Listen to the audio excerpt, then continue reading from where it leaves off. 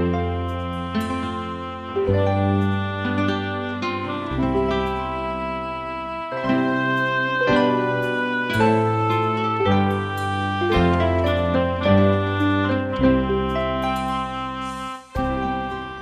afternoon.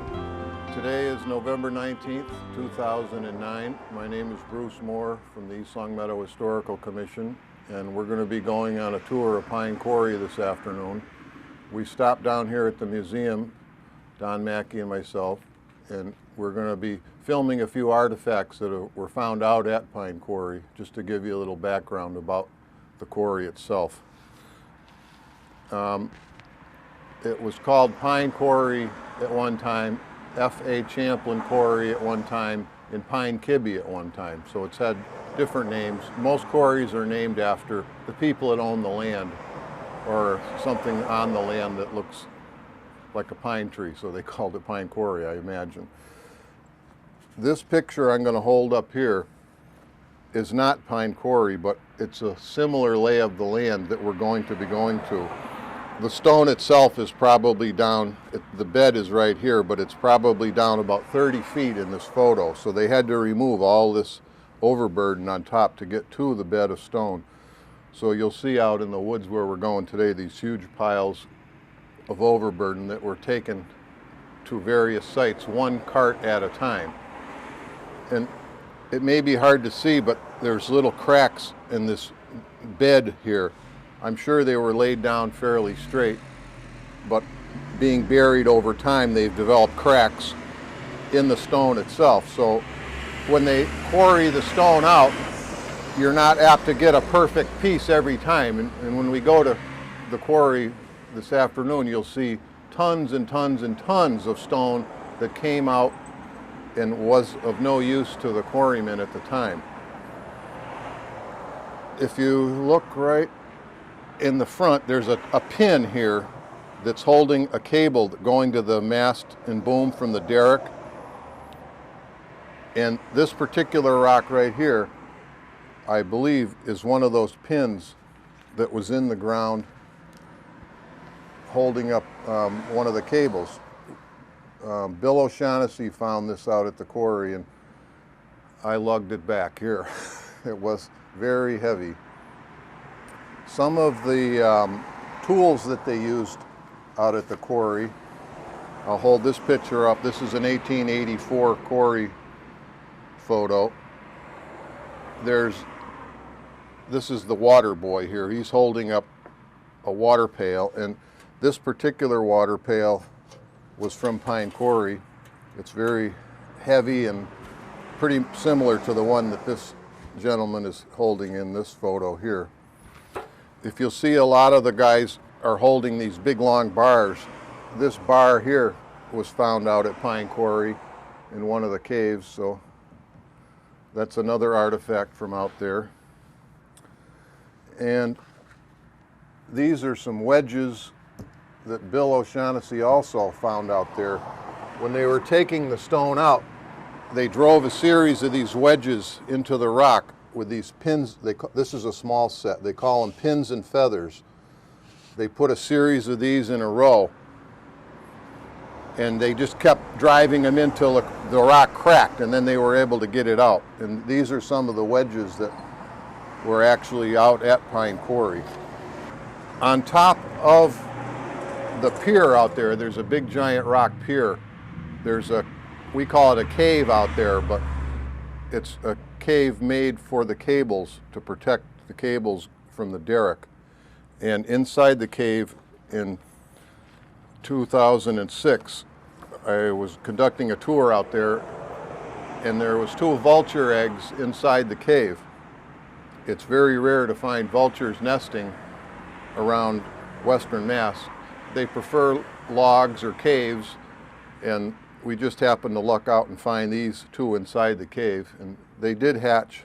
Later on, I don't know if they hatched to full adults, but the eggs were cracked. And my point is that when you go into these caves, always look before you go in. There could certainly be coyotes in there, vultures, any assortment of creatures out there that you don't want to just venture into, when we were teenagers, we used to go into the caves on a regular basis without much concern, but now there's a lot of more reason to be concerned out there. What you're looking at now is a picture that's usually hanging inside the museum. It's a picture of the pier out at Pine Quarry. They quarried all the stone around all sides of this, and then the stone they didn't use, they made this big giant pier with, and there was a big steam derrick on the top of this that helped hoist the stone from out of the quarry to the ox carts. Here is a watercolor photo of the Pine Quarry. This is a side view of the pier in very late winter. The two birch trees that are in the painting are, they've died and are on the side of the pier right now. When we go out, we'll see them. So I think we're about ready to go out and do the tour, so let's go do it. We're standing on the original cart path behind me that the ox carts would have normally come down on a daily basis to the quarry. We're up behind Wingate Nursing Home on Chestnut Street. If you do come up here, we would ask that you park in the back so you don't really bother them. There is the continuous use of this path behind me that comes out between 12 and 18 Chestnut Street, between Fred Stevens and Fazio's. They share a driveway, which is actually the original cart path. And you could legally use it if you wanted to, but it'd be easier to come up through where we are, cross the power lines here. And this is all conservation land around the quarry. We've got to go on some private property to cross it, but I believe the cart path is able to be used by anybody, as it's grandfathered in. So let's continue on to the quarry. We're still on the cart path going out to the quarry, and at the bottom of this cart path there's a few stones visible right now, but there is quite a few more under all this leaf debris. In the spring, when it was real muddy, this would be almost impassable with the ox cart, so they made a bed of rubble lined rocks on the bottom here, and that's what you're looking at here. We're standing right now at the remains of an old foundation of a building out here. It's 20 feet this way and 34 feet this way. This was the remains of a chimney here, and part of it is toppled over and is over there on the ground. When I was younger, this chimney was pretty much intact, and I'm not positive what it was used for, but it might have been a blacksmith shop that they had on the property to keep the tools sharp and forge tools for the quarry workers. But it's a neat little outbuilding here, and there's not much left but the foundation at this point.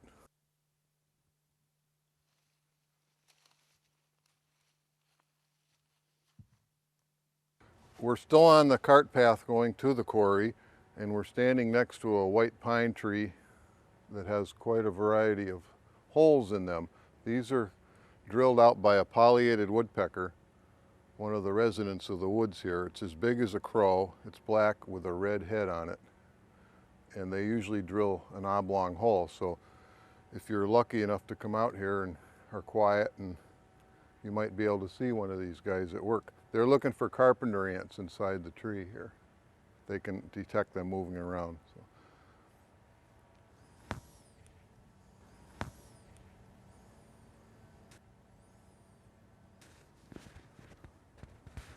We are now at the proverbial fork in the road. To the left, the trail goes one way, and to the right, the trail goes another way. The ox carts coming in would come one way and out the other way. It was difficult for them to turn around, so they have just a circuitous route at the quarry down at the other end, and then when they come out here, so they just can keep moving. If you go down any one of these trails, they all lead to the quarry, so it doesn't matter which way you go out here, you really won't get lost. This is all conservation land where we are on now, so please avail yourself and come on out here. We're on the outer rim of some of the quarries. There's holes all over the place. Whatever stone was in this particular location, they mined out And then on the bottom you'll see piles of rock that were dumped in here from another location just to get rid of those. So it's actually a little rock dump. You'll see several of these around the area.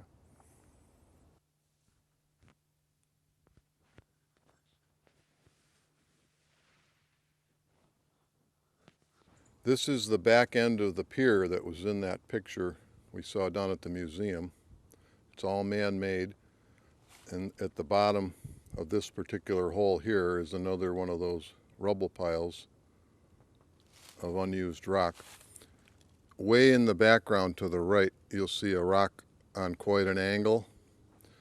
Dick Turnberg from Summers Road and his friend used to play underneath that, and in the 50s they came out after a storm and had seen that it had collapsed, so they were very glad they weren't underneath it when it did collapse. So there's still erosion going on around here, so you just be careful when you come out here.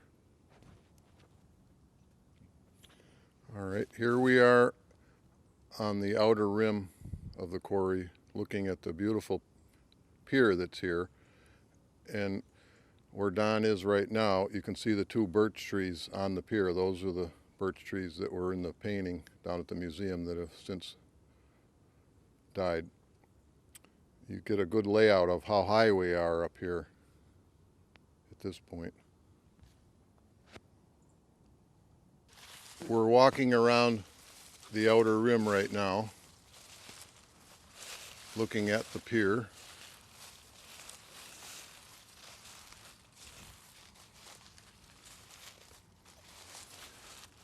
You can see how many layers there are of stone, several tons each. And on very top you can see the cave that we'll be looking at later on. That's the cave that the cables went through. The derrick was on the very end of this pier here.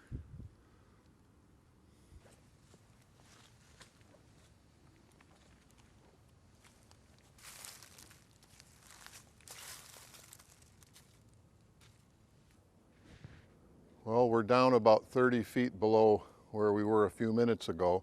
This particular wall to the left is where they ran out of good stone. You can see all the cracks in the wall itself, and they just ran out of usable stone at that particular point, so they stopped their drilling.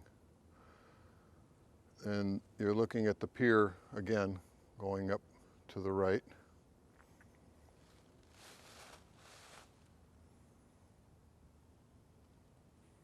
That lower flat stone that Don's in right about now, that was a landing for another derrick that was down below here. They would put the stone on that landing there, and the derrick from up top would be able to pick it up from there.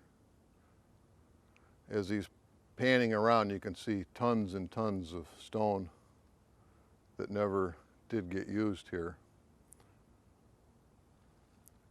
It probably wasn't very scientific at the time, and when they made their cuts, whatever came out, and obviously a lot of it didn't come out with rocks big enough to do anything substantial with. We're at the lowest point right now of the quarry, and you can see we are very much lower than we were, probably about 40 feet at this point. And if you see the quarry water here in the bottom, there's a little outlet draining the quarry. The groundwater was a huge problem here for the quarrymen, so they did whatever they could to drain the groundwater out of the quarry. This particular brook runs into a pond on Lee Street. There's a brick house halfway down on the right, set way back, with a pond in the back. And that particular pond was harvested for ice by Mr. Fisk at one time, who lived at 440 Prospect Street. I'm not sure if they harvested ice in this particular quarry, but I know they did at the pond further down. We're standing now at the drinking fountain out here at the quarry. The quarry shut down early in 1900, but where we are now is one of the natural springs at the quarry, and they've driven a pipe into the bedrock here. From what I gather, there used to be a larger pipe coming up here with a curve on it where the water would continuously run with a cup on it so the workers could come and get a drink. And I suppose the water boy that you saw in the picture down at the museum were holding the pail, he could deliver water to the workers too. Most of the quarries had springs like this where they had people deliver water to either fill the steam derricks or get a drink. I'll show you how we've been operating it lately. You just put your thumb over the hole and you can get a drink here very easily. It's delicious water. I've drinking out of here for 40 plus years, and I imagine it's quite pure. But it runs 24 hours a day, all year long.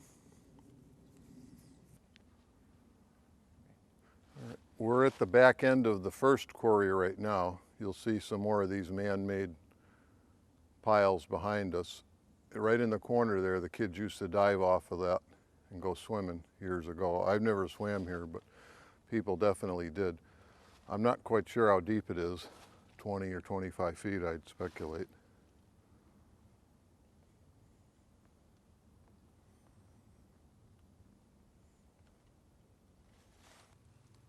We're now at the second quarry here. This particular quarry is smaller than the first one, and this was run by James and Mara, who had their operation down where Home Lumber is, or was. They have a cart path on the other end of this quarry that goes out to Summers Road. We'll be going along that in just a few minutes. But you can see again the piles of rock they didn't use and how far down we are into the actual ground level.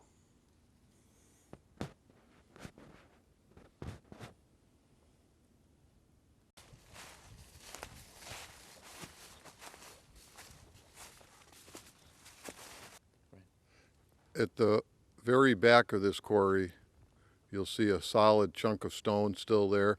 It's probably 10 feet wide, and we're going to be walking across that when we go over that way. But that was a little land bridge that they left behind. They didn't mine the stone out of that particular spot, and they were able to traverse this whole area on that particular spot. Up above that was a great big, another one of those walls that they made all by hand, and there's a big rubble pile to the right of that. That's part of the rubble pile that was the overburden they had to take off the top to get to the stone down below here.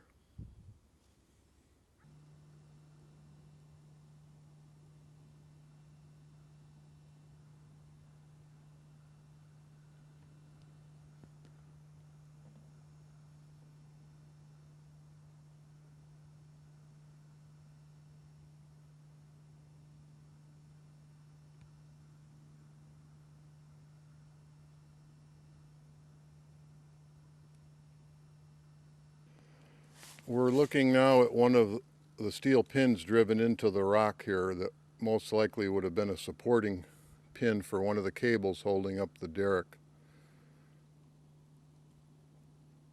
There's another one located just up the hill here, past the rubble pile. I'm not sure how far down they are, but there's no way they're going to be moved by any human being at this point. Right under that leaning tree is another pin sticking up about 18 inches.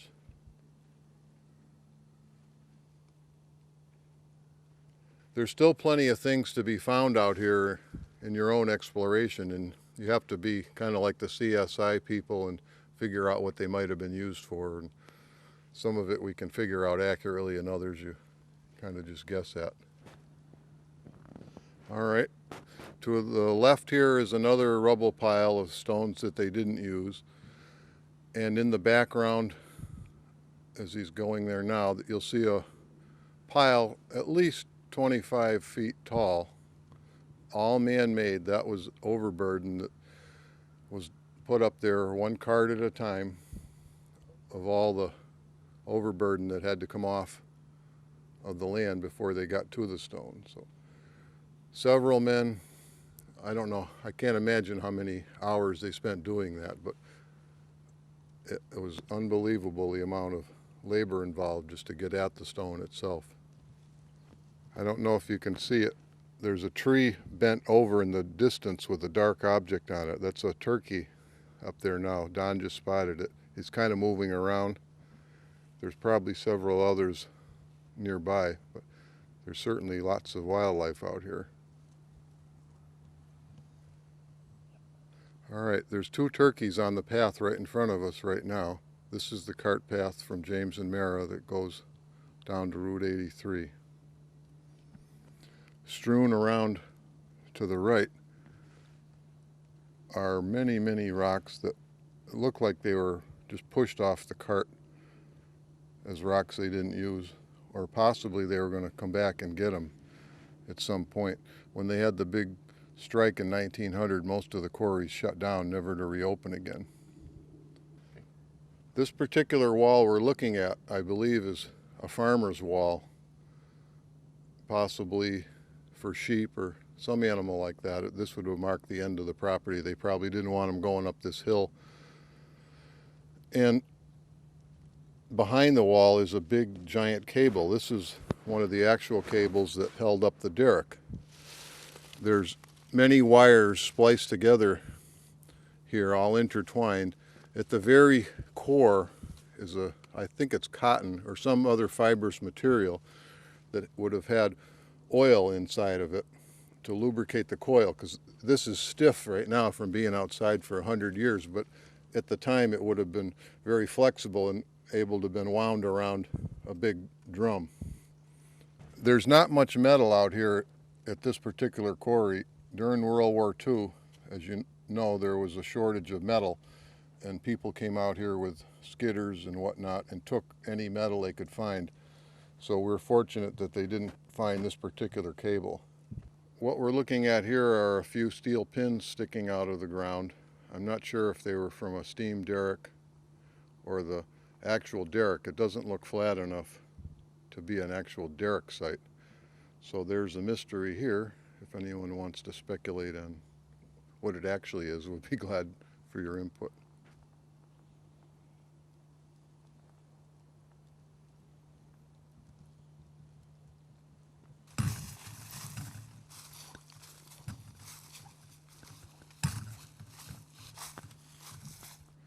All right, we're up on higher ground right now, looking at the rubble pile again, and you're looking at a mined out area right here.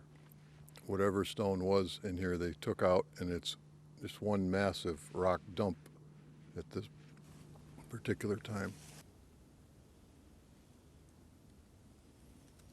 In one of the caves down below, in the 60s, there used to be prison breaks all the time up in summers at the minimum security, and the prisoners ended up in one of those little caves out here. We found a bunch of cans that had been emptied out, and a little bit of an old sneaker, was there too.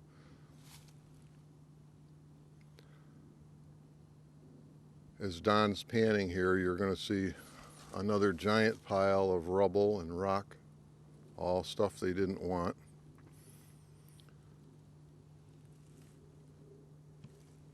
And down at the bottom here at this little ravine, you'll see another one of those steel cables.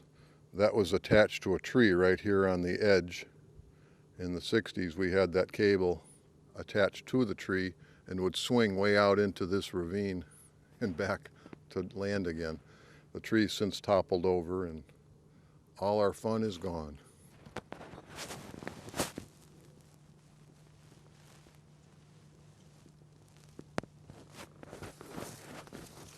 We're on top of that land bridge I was telling you about now. We're going to be going across it.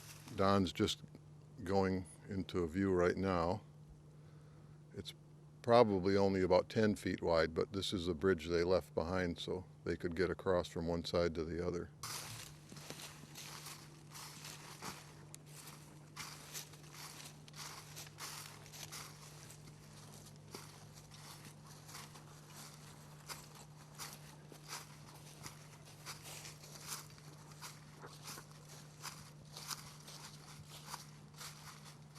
We're on the land bridge right now, and we're at least 20 feet high. off of the ground. It's solid stone right underneath us to the bottom. There's a little spring down at the bottom that flows year round.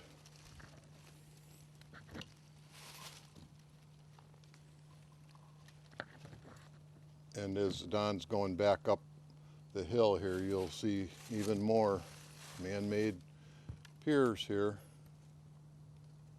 possibly to keep the embankment stable, or I'm not sure why these are here, but they are.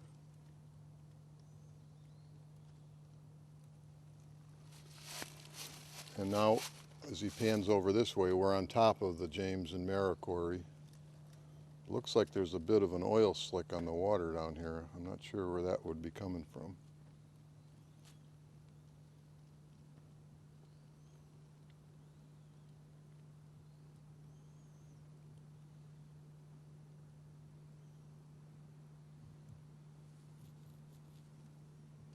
All right, the derricks were powered by steam here, which was coal fed, and the material that didn't burn was called clinkers. And here's a few unburned pieces of coal that are on the ground. Certain areas are littered with these clinkers, so you know there was a steam derrick, an engine house nearby that ran the derrick. So we're going to go up the hill and see if we can find the location for the derrick. The steam engine house, excuse me. We're back over to the larger of the two quarries, and where Don is right now would be where the kids used to jump off to go swimming into the quarry hole. We're starting to come back uphill on this side. That's probably at least 15 feet to the water at this end. And you'll see rock piles all the way up to your right, and even right to the right of us, there's another one here.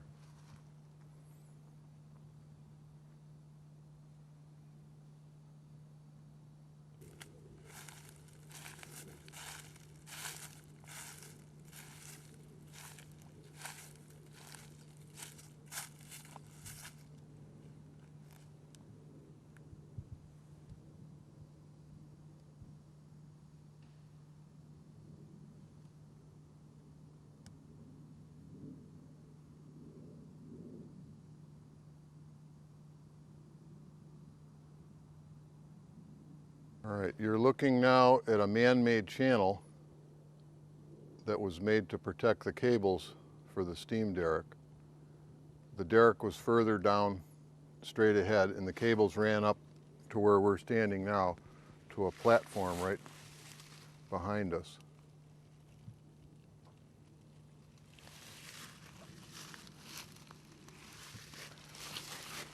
This is the outline of the base for the steam derrick. It's 8 feet wide and 23 feet long. You can see a right angle on that particular rock there. That's one of the mitered corners they made, and there's a steel pin under that pine tree. There would have been no trees here at the time, so things have grown up in 100 years since the quarry's closed down.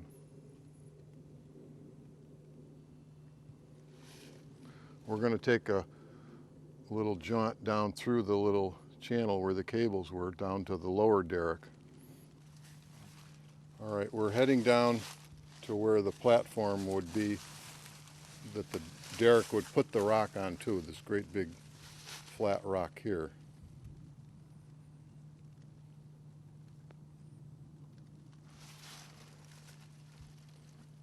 And as we're going back, we'll see some pins where the derrick itself was, and the channel right behind the pins that we just walked through. The derrick would have been mounted right on these pins here to keep it from going anywhere. We're down at the base of the pier itself right now. The other derrick was up above us. This is the other end of the pier. It's not very attractive, but all right, we're on top of the pier finally. We're going to be walking out to the end where the derrick would have been located.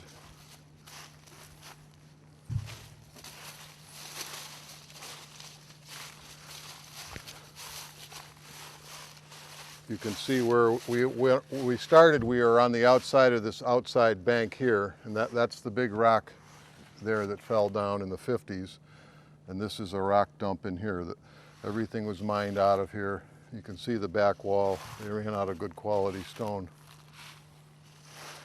I'd say this is at least close to 30 feet tall.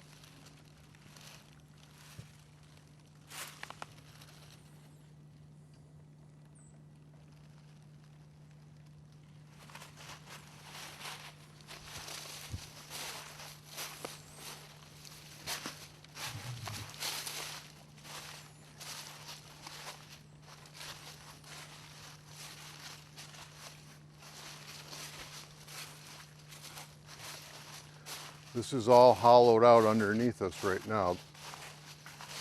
The exit to the cave is right to my left, down below, and the cables would have gone through this underground chamber to the end where the derrick was located. We'll go down there to the end and you can see where the pins are located for that.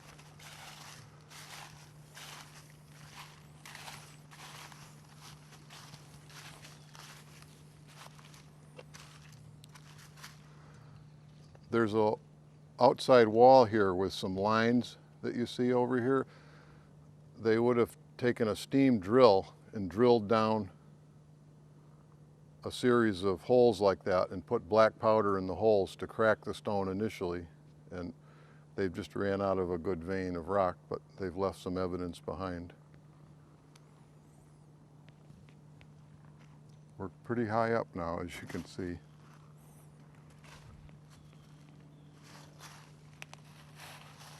You'd have a hard time telling you we're in East Longmeadow right now. This is really a hidden gem out here of our town's heritage of quarrying. All right, we're going to head down to the derrick.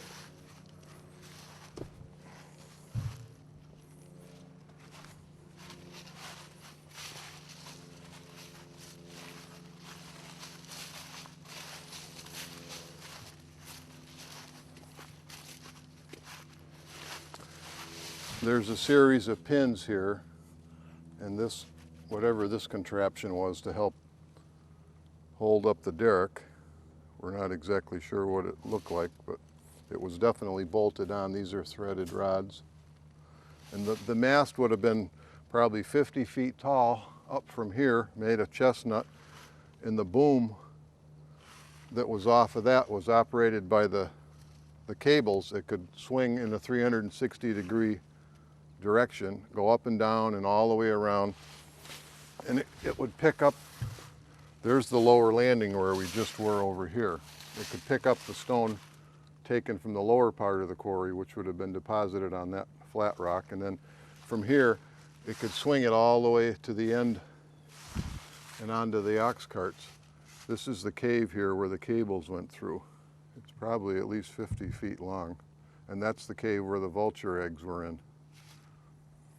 So if you go into a cave like that, just be careful. Let's go over to the edge here and you can just see how far down we are here. We hope we don't lose Don here. Keep coming. We are on top of the end of the pier here, all man-made. It's quite an incredible feat of engineering here. That rock over across the quarry, you can see the underside is slowly eroding, so over time I imagine that'll collapse. It's probably going to be quite a few years before it actually does, but there's still erosion going on there. Not a high quality stone, as you can see. All right, I'm standing on the ledge now at the opposite end of the cave, as we call it, where the cables would come out. I'm on a ledge right now above the ground, and the cables would have come through this cave over. You can't really see it from here, but there's another landing over in that pile of rocks where there was another steam derrick positioned over there that would operate these cables. They had to protect the cables from being crushed by rock, so that's why they went to all this trouble. All right, here's a couple of rocks here with some peculiar looking patterns on them. This would have been the bottom of where water was, and these are little creatures that tunneled around through the mud and whatnot. You can see up here people over the years have chiseled off pieces of the rock looking for souvenirs. We would ask that you didn't do that at this time anymore. There's plenty of small pieces around you can find. They found several sets of dinosaur tracks in the various quarries in town here. So there's plenty of evidence out here of prehistoric life. This particular rock down below has a series of holes sawed into it. This was done in the 1940s. A guy named Mr. Macaulay, I think his name was, invented a rock saw similar to a chainsaw that would cut stone, and he came out here and gave people a demonstration of how it worked. Apparently never caught on too well, but there wasn't any actual sawing of rocks going on here. They would just square up the stone of any excess edges and such and put them on the cart path. This is the end of the cart path right here. It makes this round loop where we saw the fork in the road at the beginning. This is where the carts would come in and go right back out again. This is the foundation for another building that was here at Pine Quarry. It's 47 feet long this way and 27 feet the other way.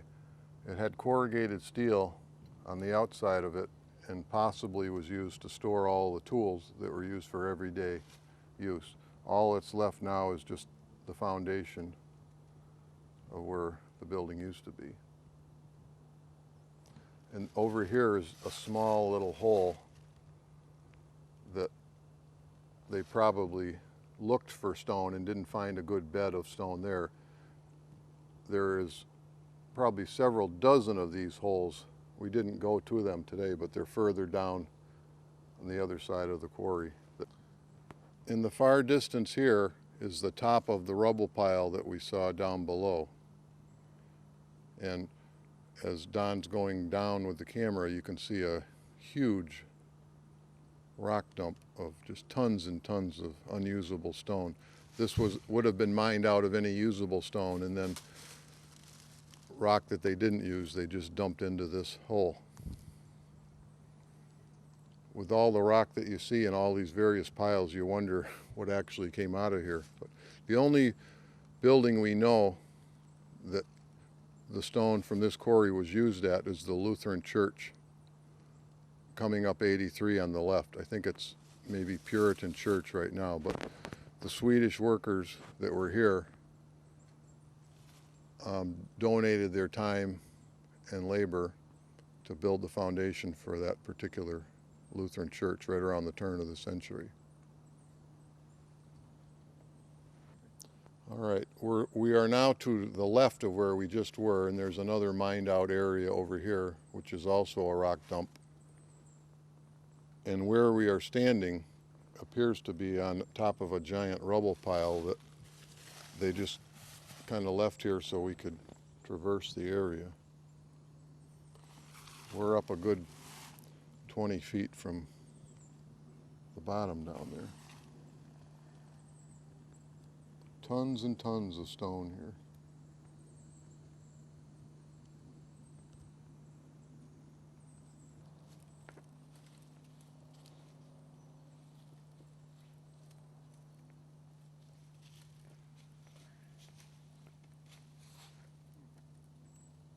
We're on our way out of the quarry now in an area strewn with rocks that were just dumped off of carts for whatever reason. And this particular rock here, if you look at it, it looks perfectly good. It's square on the corners and hard. But if you come to the back of the rock, you'll see that it's in a severe condition of decay. This is all sedimentary stone, and it's just deteriorating into piles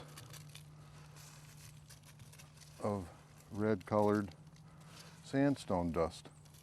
So maybe this particular rock was too soft to use in an everyday use. Someone determined that and they just dumped it off here. But this is one of the only ones that is decayed like this, but it's a pretty interesting feature.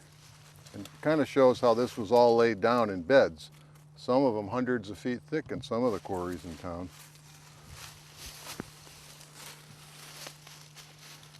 Well, that pretty much concludes the tour of Pine Quarry here. I worked up a sweat, and I know Don did too, lugging that tripod and camera all the way out here. I thank you very much for doing that, and hope you'll enjoy seeing this show on LCAT, and hope you'll come out and visit the quarry. If you'd like to get a guided tour by one of the commission members, just call a historical commission number in the yellow pages of the town, and we'll be glad to accommodate you. We bring out Cub Scouts and seniors, whoever would like to come out, we'll be glad to take you out here. Thank you much.